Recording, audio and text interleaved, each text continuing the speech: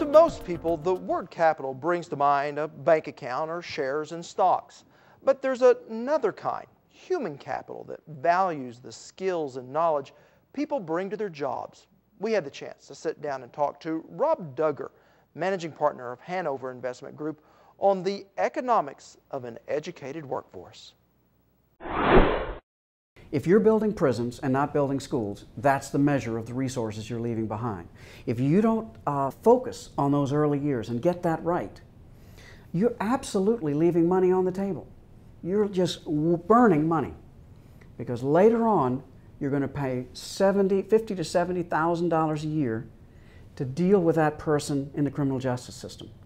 You're going to lose hundreds of thousands of dollars over a 4 or 5 or 10-year period from reduced earnings and tax payments.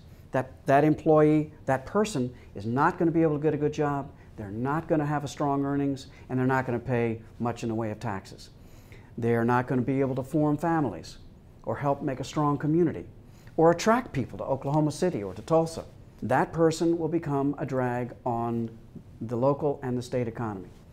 As we compete with those newly developing economies of, say, China and India, in some ways it seems that they have the luxury that they have so many people that they may only educate the top tier of their society, where in this country we do try to educate everyone.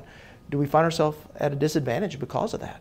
We absolutely have to make sure every single one of our kids is as competitive as possible. We have to make sure every single one of our kids is as socialized, able to work in teams, able to form businesses, able to form families, able to make for strong communities. Every single one of them has to be able to do that, because our country is relatively small.